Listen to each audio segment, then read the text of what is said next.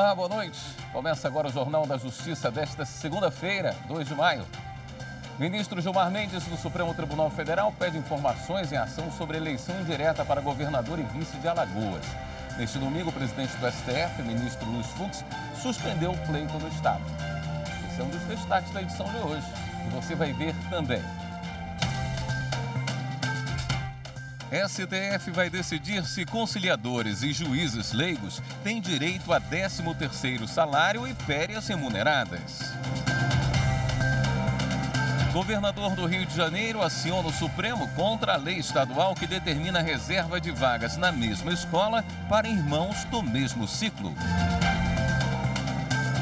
E ainda, cantores Roberto Carlos e Erasmo vão recorrer da sentença que derrubou a devolução integral a eles dos direitos autorais de uma série de músicas.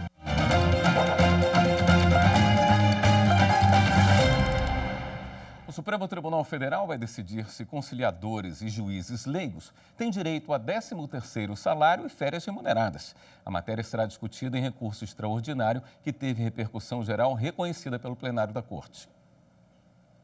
Os juízes leigos são advogados com mais de 2 anos de experiência jurídica, que atuam como auxiliares da Justiça perante os juizados especiais de forma voluntária ou remunerada. Possui como atribuição realizar audiências de conciliação, promover a instrução do processo e proferir decisão nos juizados cíveis, sendo que toda a sua atuação deve passar pela supervisão do juiz togado. Já os conciliadores são profissionais que aplicam técnicas para facilitar o diálogo entre as partes e estimulá-las a buscar soluções. Os tribunais são responsáveis pelo cadastramento e formação dos conciliadores. Mas será que é possível estender o direito ao 13º salário e férias remuneradas a conciliadores e juízes leigos recrutados como auxiliares da Justiça?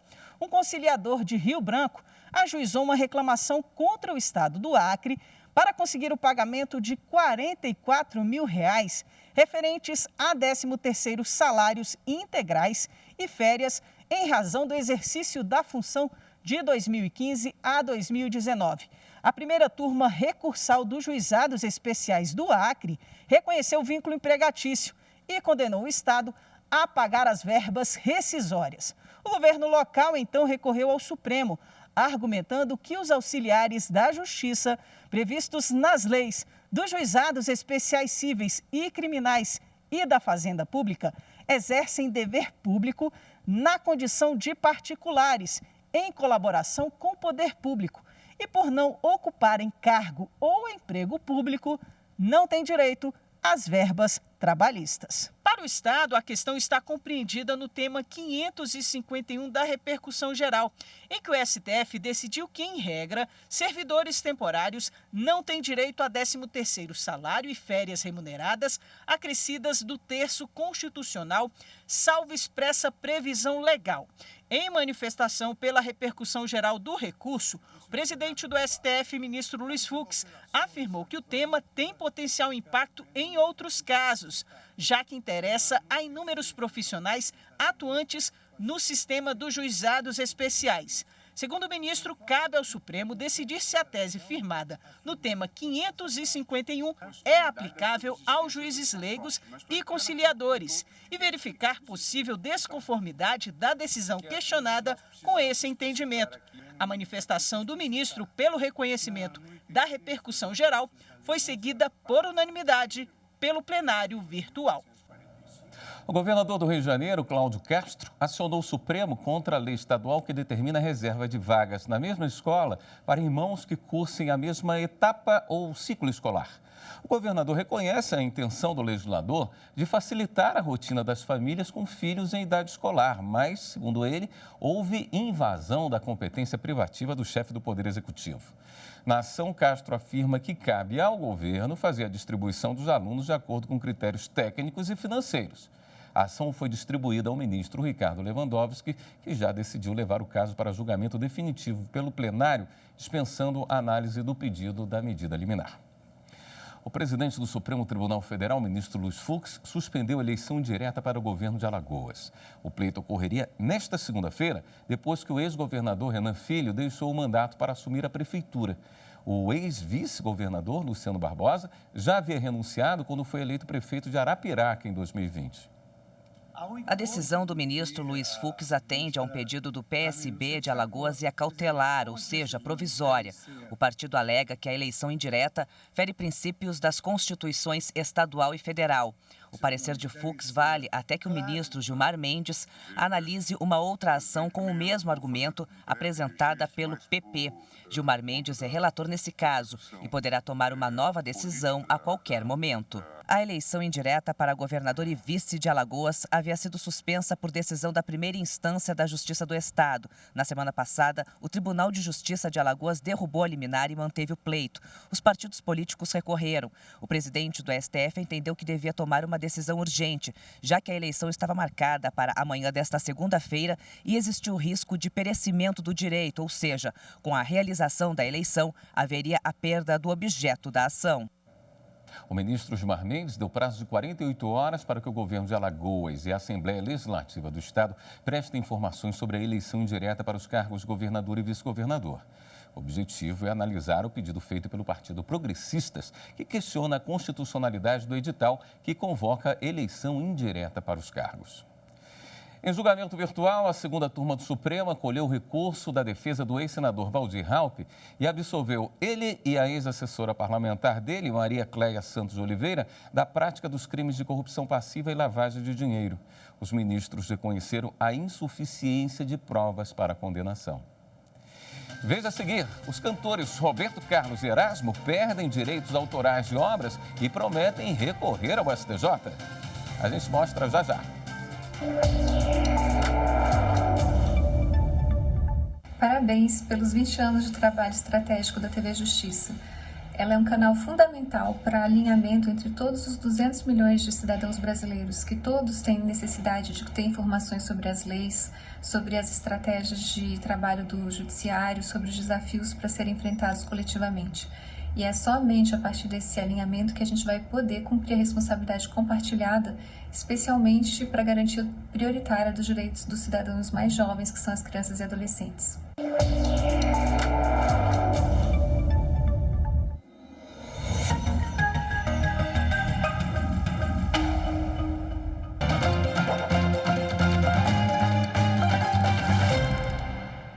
Os cantores e compositores Roberto e Erasmo Carlos vão recorrer ao Superior Tribunal de Justiça contra a sentença que derrubou a devolução integral a eles de direitos autorais de uma série de obras. Os artistas acionaram a justiça contra a Universal Music em busca da rescisão dos contratos de cessão de direitos autorais sobre obras produzidas nas décadas de 1960 a 1990, período em que Roberto e Erasmo Carlos compuseram seus principais sucessos. No pedido, os músicos afirmaram que os contratos foram celebrados quando ainda não havia as atuais modalidades de exploração das obras. Argumentaram que, pela Lei de Direitos Autorais de 1998, a cessão de direitos só é empregada com relação à modalidade de utilização então existentes na data do contrato. Portanto, a Universal não poderia comercializar streaming, músicas em formato digital. Ainda segundo Roberto e Erasmo Carlos, os contratos são relacionados a licenciamento de administração de repertório e, por isso, não teria ocorrido a transferência definitiva de seus direitos autorais, cabendo o pedido de rescisão. Ao analisar o caso, a segunda vara civil do Tribunal de Justiça do Rio reformou a sentença de primeiro grau. Para o TJ, os contratos celebrados se referem expressamente à transferência definitiva dos direitos autorais e não podem ser confundidos com meros contratos de edição. O tribunal também pontuou que a previsão contratual sobre a remuneração pelas execuções públicas engloba os ambientes digitais, ou seja, o streaming. Roberto e Erasmo Carlos informaram que vão recorrer ao Superior Tribunal de Justiça. E o STJ confirmou a suspensão de gratificações de um juiz durante a licença que ele tirou para estudar no exterior. O juiz vinculado ao Tribunal de Justiça de Sergipe impetrou recurso em mandado de segurança contra ato que determinou a devolução e a suspensão do pagamento de duas verbas. a retribuição por direção de fórum e a gratificação por exercício cumulado de jurisdição ou cumulação de acervo processual. De acordo com o processo, essas verbas foram pagas mesmo durante o afastamento do magistrado para participação em curso de doutorado no exterior. O Tribunal de Justiça de Sergipe manteve a suspensão, mas liberou o juiz de devolver a quantia recebida de boa-fé. Ao STJ, o magistrado alegou que a suspensão foi repentina, sem oportunidade de defesa. Também sustentou que a edição de uma portaria que condicionou o pagamento da gratificação por acumulação de acervo ao efetivo exercício fere o princípio da legalidade. O relator, ministro Sérgio Kukina, afirmou que ambas as vantagens têm caráter eventual e temporário, sendo necessário o efetivo exercício das atividades relacionadas para o seu pagamento. Para o ministro, a lei orgânica da magistratura, invocada pelo juiz, não permite a manutenção das vantagens pleiteadas, pois não alcança os ganhos de caráter eventual, apesar de estabelecer que magistrados podem se afastar para aperfeiçoamento sem prejuízo de seus vencimentos. Por unanimidade, a primeira turma negou o provimento ao recurso ordinário em mandado de segurança e confirmou a suspensão de gratificações do juiz durante afastamento para estudo no exterior. A Advocacia Geral da União e o MPT renovaram o acordo para responsabilizar empresas que descumprem normas de segurança do trabalho. O acordo assinado pela Advocacia Geral da União e o Ministério Público do Trabalho renova a parceria de cooperação técnica para a troca de informações com foco na responsabilização dos empregadores que descumprem as normas de saúde e segurança do trabalho. A parceria, que teve início em 2019, busca também fortalecer a política pública de proteção ao trabalhador e reduzir o número de acidentes de trabalho. O acordo prevê a continuidade do compartilhamento de dados dos sistemas informatizados de cada órgão e melhorar o fluxo de informações entre as instituições, aumentando o número de ações regressivas acidentárias e viabilizando o ressarcimento do INSS pelos gastos com o pagamento de benefícios de responsabilidade das empresas. O cumprimento das normas trabalhistas, que nós possamos, em conjunto, tentar cada vez mais sermos menos restritivos nas legislações trabalhistas, mas que todas que tenhamos sejam cumpridas, que nós possamos, com todo o afinco possível, fazer com que elas sejam cumpridas, que nós evitemos acidente de trabalho. Nos últimos 10 anos, quase 30 mil pessoas morreram em acidentes de trabalho no Brasil. Entre 2012 e 2021, foram registradas 6,2 milhões de acidentes de trabalho e o INSS concedeu 2,5 milhões de reais em benefícios acidentários. O gasto previdenciário com o benefício ultrapassou 120 bilhões. Pelo menos punir de forma regressiva aqueles que estão dando esse custo de 120 bilhões ao país, que é um custo que podia ser evitado, ou pelo menos diminuído, e vítimas serem salvas, ou pelo menos não ficar com sequelas. E veja, e é bom para o empregador. Me perguntaram agora, é bom para quem? Para todo mundo, inclusive para o empregador. Aquele empregador, um bom empregador que se preocupa com a segurança da saúde, evita que a Previdência seja acionada, evita que a AGU tenha que entrar regressivamente. O mês de abril é marcado pelo movimento Abril Verde, criado para conscientização sobre a segurança e saúde no trabalho. Neste mês, a AGU ajuizou 50 ações regressivas acidentárias em busca do ressarcimento de 15,4 milhões de reais. Os valores correspondem ao pagamento pelo INSS de 57 benefícios aos segurados ou seus dependentes decorrentes de acidentes de trabalho, que resultaram em vítimas fatais e vítimas incapacitadas para o labor. Um acordo que se renova.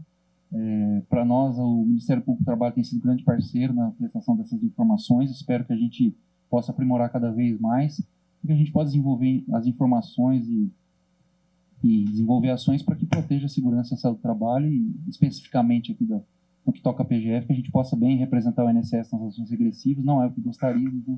Gostaríamos que os acidentes fossem evitados, mas se é uma forma da gente exercer um papel relevante para a sociedade e pedagogicamente influenciar decisivamente para que a gente evite os acidentes, espero que a gente possa cumprir bem esse papel. Com isso, a AGU encerra o primeiro trimestre de 2022 com uma arrecadação de aproximadamente 18,5 milhões de reais, montante 400 vezes superior ao primeiro trimestre de 2021. Esse é o melhor resultado para o primeiro trimestre de um ano em uma década em termos arrecadatórios originados de ações regressivas acidentárias.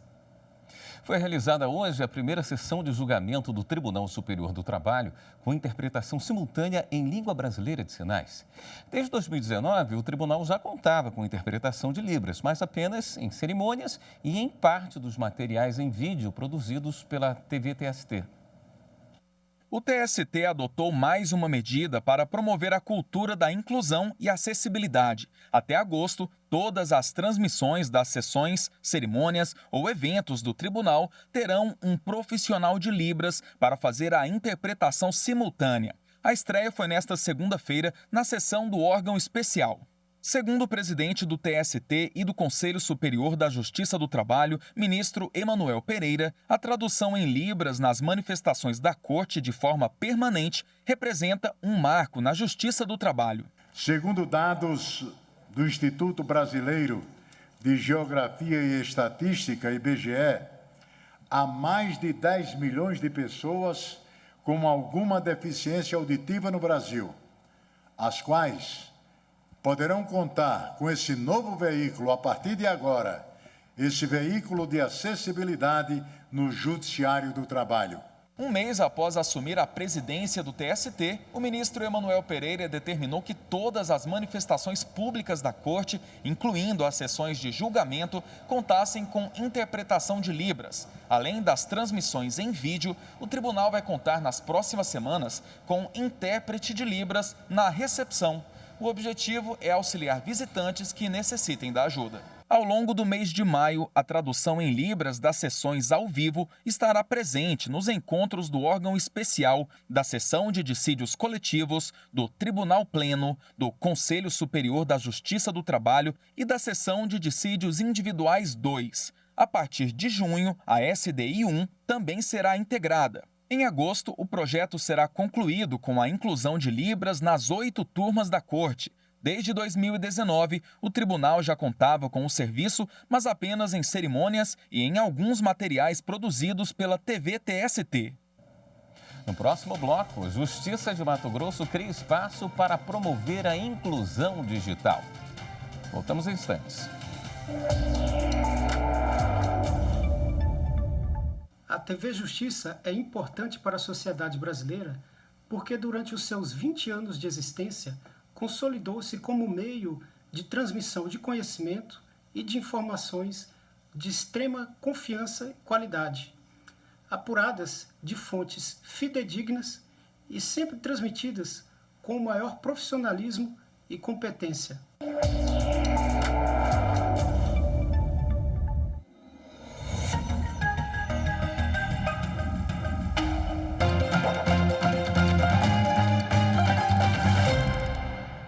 Na tarde de hoje, os portais e sistemas da Justiça Eleitoral apresentaram instabilidade devido ao alto número de acessos para a regularização do título de eleitor. Somente até às 17 horas foram realizados mais de 430 mil atendimentos. O prazo para emissão, regularização ou transferência do documento a tempo de votar nas eleições gerais deste ano termina na quarta-feira. As áreas técnicas responsáveis já trabalham para o restabelecimento das páginas e dos sistemas afetados. E por falar em eleições, a Coordenadoria da Infância e da Juventude do TJ do Rio Grande do Sul, em parceria com a Escola Judiciária Eleitoral Gaúcha, estão implementando o projeto Eleitor do Futuro. O objetivo é incentivar o exercício da cidadania em adolescentes que vivem em situação de acolhimento institucional no Estado. Em especial, destaca a importância do voto e estimula que busquem a emissão do título de eleitor e possam participar do processo eleitoral neste ano. Na primeira palestra, que ocorreu dia 6, o grupo foi orientado sobre os documentos necessários para a emissão do título, o cadastramento biométrico, transferência de domicílio e outros assuntos. Essa parceria e o projeto Eleitor do Futuro, ele busca incentivar com que esses adolescentes nessa faixa etária entre 15 e 18 anos incompleto, né, eles possam então realizar a emissão do título de eleitor e que possam efetivamente participar do processo eleitoral que nós temos este ano, né? O título de eleitor pode ser emitido, regularizado e acessado de forma online, sem a necessidade de encaminhamentos presenciais. O prazo se encerra no próximo dia 4 de maio. Esse projeto, ele vai desenvolver ações durante todo o decorrer do ano, né, para que, inclusive, até a eleição, esses adolescentes possam, então, despertar para a cidadania e para o importante papel que eles têm em relação à eleição. A Justiça de Mato Grosso criou um espaço para atender quem não tem acesso aos meios digitais. A intenção é promover a inclusão digital. O Poder Judiciário de Mato Grosso instalou a sala passiva do Juízo 100% Digital no Fórum de Cuiabá. A iniciativa é para atender as pessoas de baixo poder aquisitivo, que não tenham acesso aos meios digitais ou familiaridade com audiências no formato online e optaram pelo Juízo 100% Digital. Entendemos que disponibilizar, permitir ao jurisdicionado o acesso às ferramentas necessárias é garantir exatamente aquilo que nos diz a Constituição Federal, garantir acesso à justiça. Então, é sem dúvida nenhuma um grande passo. Parabenizo o Tribunal de Justiça, a Corregedoria, representam um grande avanço na inclusão das pessoas excluídas. Nós vimos aí a situação da pandemia, em que nós tivemos milhões de brasileiros que ficam à margem, né, de ausência de tecnologia, de ausência de celulares, computadores, internet, e muitos não têm acesso. Na prática, os advogados, as partes e as testemunhas podem ser ouvidas por videoconferência aqui na sala passiva. Caso não tenham condições técnicas, como falta de equipamento ou internet, para participar da audiência online de casa, por exemplo. O atendimento oferecido contempla, além do próprio equipamento, orientação de como utilizar o espaço e assessoria técnica até o término da audiência. E essa sala representa um avanço muito grande. E também para as audiências. Pode ser agendadas as audiências, as partes poderão ser ouvidas à distância, por vídeo, as testemunhas poderão ser ouvidas por vídeo. Então, isso representa um marco da transformação do judiciário. Sem necessidade de deslocamentos desnecessários, sem necessidade de custos desnecessários. Portanto, nós estamos cumprindo um requisito constitucional da duração razoável do processo, encurtando o tempo daquilo que já era mais rápido que o anterior, que é o processo judicial eletrônico. Ela vem para consolidar um aspecto importante do nosso processo de transformação digital, que é a garantia de acesso à justiça por todos os públicos, por todos os usuários do sistema de justiça, mas em particular pelos excluídos digitais, que é um público que a gente tem que tomar muito cuidado com ele. A gente não pode fazer transformação digital só da porta para dentro. A gente tem que fazer transformação digital para todo o sistema de justiça, levando com a gente todos os usuários do sistema. E uma última notícia: o ministro Alexandre de Moraes, do Supremo, prorrogou por mais 60 dias o inquérito que investiga o deputado federal Daniel Silveira por violações no uso da tornozeleira eletrônica. Mais informações ao vivo com a repórter Viviane Novaes. Boa noite, Viviane. Boa noite, William. Boa noite a todos. Olha, o motivo dessa prorrogação do inquérito é que a Procuradoria-Geral da República precisava de mais tempo para verificar as alegações de Daniel Silveira sobre parte das violações no uso da tornozeleira, que teriam ocorrido por causa da participação dele em sessões na Câmara dos Deputados. De acordo com o ministro Alexandre de Moraes, a Polícia Federal fez as diligências parcialmente e pediu a extensão do prazo para concluir a apuração da localização de acesso do deputado ao sistema remoto da Câmara, a partir dos registros de protocolo de internet, por exemplo. William. Obrigado pelas informações, Viviane. O Jornal da Justiça fica por aqui. Bom início de semana para você. Até amanhã.